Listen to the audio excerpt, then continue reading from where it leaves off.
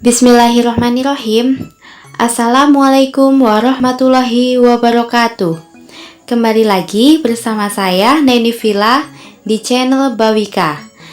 Nah, teman-teman, di video kali ini saya akan membahas salah satu soal yang ada di SKB. Nah, SKB ini biasanya untuk CPNS 2019-2020.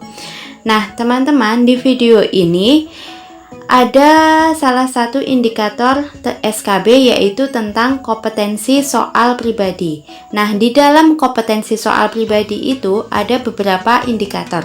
Salah satunya yaitu tentang kasus murid. Nah, video ini saya akan membahas tentang kasus murid yang ada di kompetensi soal pribadi.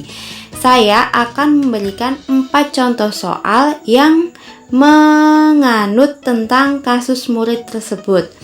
Teman-teman, jika saya salah dalam memilih jawaban yang benar, teman-teman bisa membenarkannya di komen video di bawah ini. Ini adalah jawaban yang menurut saya tepat. Nah, kita mulai saja ya. Nomor 1. Nah, soal nomor 1 ini adalah seorang siswa ketahuan membawa handphone ke sekolah. Padahal sekolah sebenarnya sudah memberikan tulisan peringatan serta aturan untuk tidak membawa handphone ke sekolah. Sebagai guru yang berkewajiban memberikan pendidikan, tindakan Anda adalah yang poin A, memanggil siswa dan menasehatinya agar tidak membawa handphone ketika di lingkungan sekolah karena akan mengganggu konsentrasi belajarnya. Nah, menurut saya jawaban A ini bisa kita simpan ya, karena kewajiban seorang guru memang memanggil siswa tersebut dan menasehatinya untuk tidak mengulangi hal yang sudah dia langgar aturan yang telah dibuat oleh sekolah. Kita baca yang poin B. Segera menyampaikan hal ini pada wali kelas serta guru bimbingan dan konseling untuk memberikan penanganan lebih lanjut. Kita simpan juga ya. Ini juga menurut saya agak tepat karena seorang guru juga harus menyampaikan kepada wali murid dan guru bimbingan dan konseling, karena guru bimbingan dan konseling itu juga bertugas untuk menegur siswa-siswa yang tidak taat dalam aturan yang sekolah buat. Kita masuk ke poin C.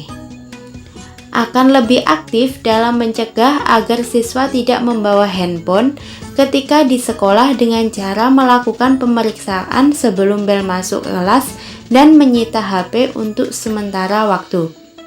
Kalau menurut saya, untuk jawaban yang C ini memang tepat. Tetapi masa sih setiap hari guru harus memeriksa tas siswa dan menyita HP untuk sementara waktu?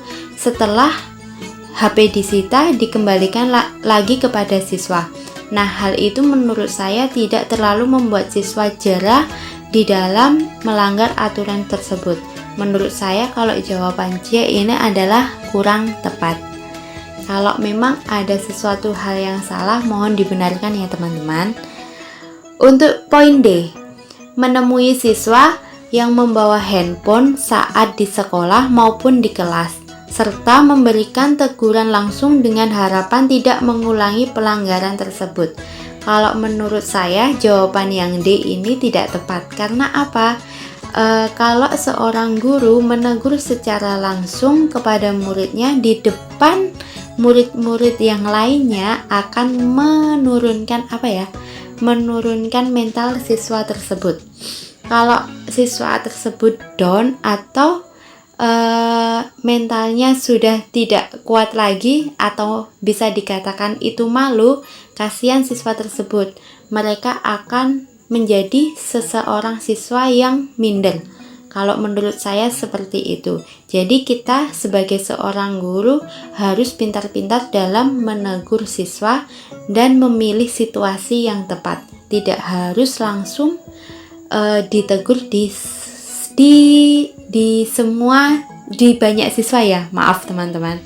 Di banyak siswa agar tidak malu. Jadi sekarang kita masuk dalam poin A dan B. Kalau menurut saya yang paling tepat adalah poin B. Kenapa poin B? Karena di poin B itu ada guru bimbingan dan konseling. Nah, guru bimbingan dan konseling ini memang tugasnya untuk menegur siswa-siswa yang tidak tepat dalam melanggar aturan. Nah, guru bimbingan dan konseling itu pasti tahu bagaimana karakter siswa tersebut dan bagaimana cara menegur dengan tepat siswa tersebut agar tidak mengulangi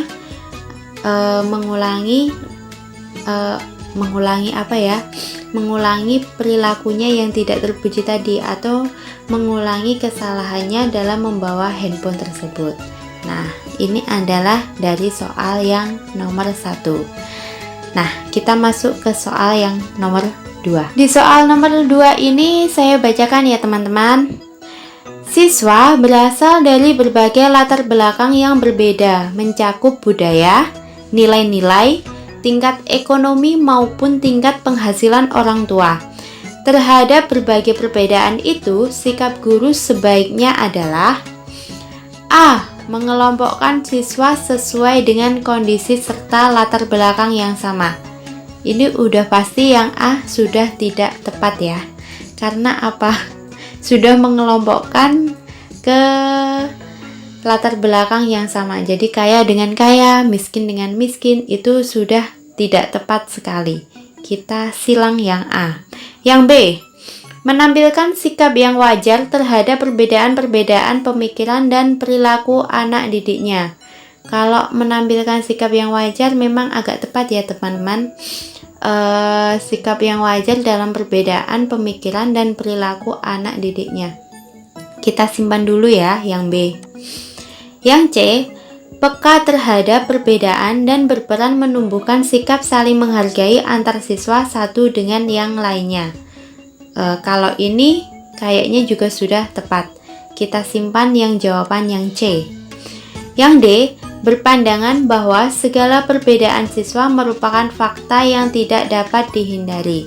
Nah, ini juga agak tepat ya teman-teman, tapi berpandangan bahwa segala perbedaan siswa merupakan fakta yang tidak dapat dihindari. Kita simpan juga. Tetapi menurut saya dari ketiga poin tersebut, B, C, dan D, menurut saya yang paling peka adalah C. Kenapa? Peka terhadap perbedaan dan berperan menumbuhkan sikap saling menghargai antara siswa satu dengan lainnya. Nah, ini juga mengajarkan kepada anak-anak untuk menumbuhkan sikap saling menghargai. Nah, menurut saya yang paling tepat jawabannya adalah yang C. Ini adalah soal nomor 2. Lanjutnya adalah soal yang ketiga. Soal nomor 3. Terdapat peserta didik yang mengadu kepada guru bahwa ia selalu melakukan tugas piket kebersihan kelas sendiri.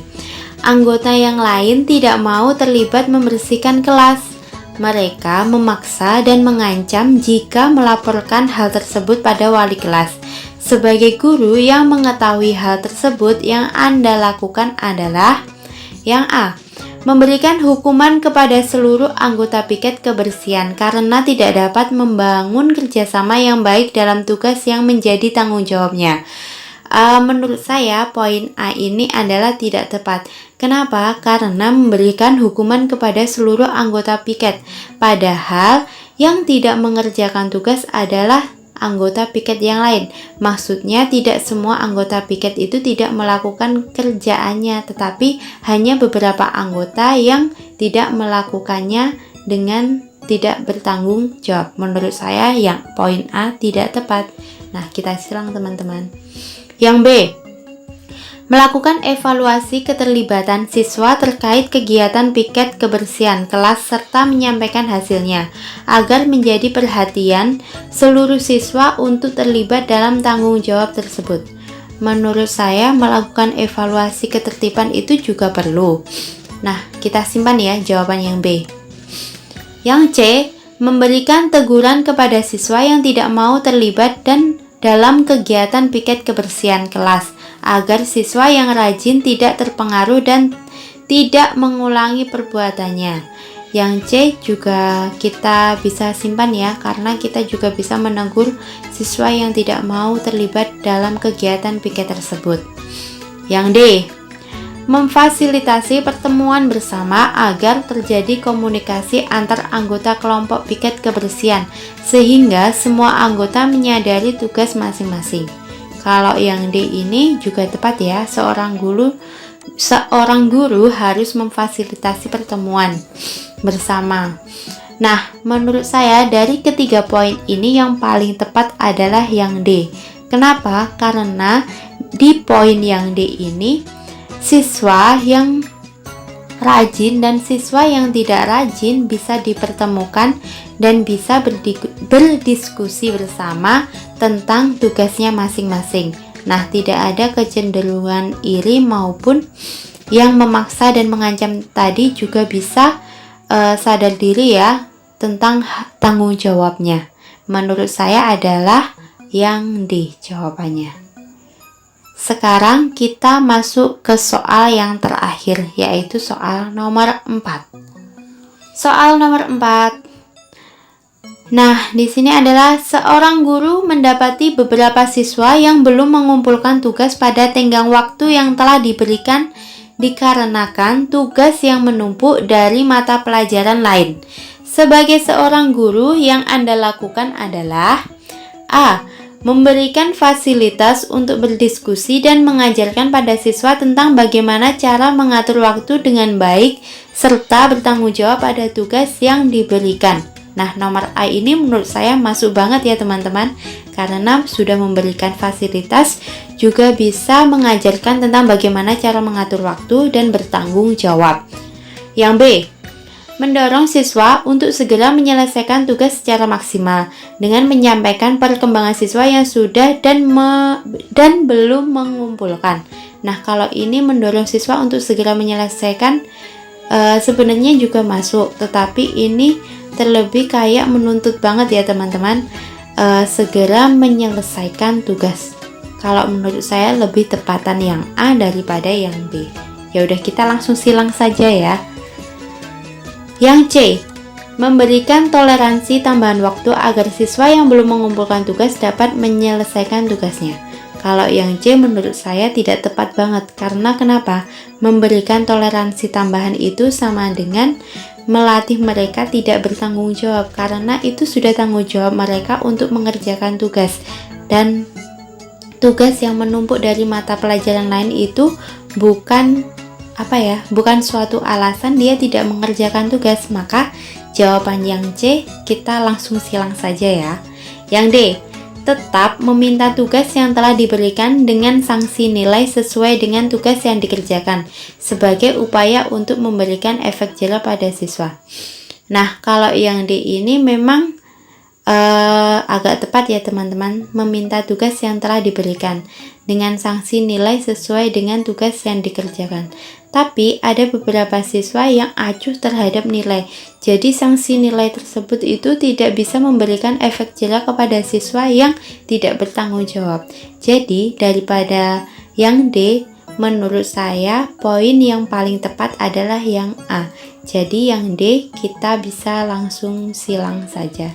Jadi poin yang tepat adalah memberikan fasilitas untuk berdiskusi dan mengajarkan pada siswa tentang bagaimana cara mengatur waktu dengan baik serta bertanggung jawab pada tugas yang diberikan. Dengan memberikan fasilitas tersebut, maka siswa akan tahu bagaimana cara mengatur waktu dan bagaimana seseorang siswa untuk bertanggung jawab. Nah, ini adalah soal terakhir dari kompetensi soal pribadi dengan tema kasus murid. Semoga di video kali ini keempat soal ini bisa memberikan gambaran kepada teman-teman tentang kasus murid di dalam kompetensi soal pribadi. Jika ada kesalahan dari saya menjawab, mohon dimaafkan ya teman-teman, dan teman-teman bisa komen langsung di video bawah ini agar untuk membenarkan apa kesalahan saya dalam menjawab di video kali ini, pertanyaan-pertanyaan ini. Nah, sekian dari video saya. Saya Neni Villa dari channel Bawika. Terima kasih banyak sudah menonton video sampai akhir. Dan assalamualaikum warahmatullahi wabarakatuh.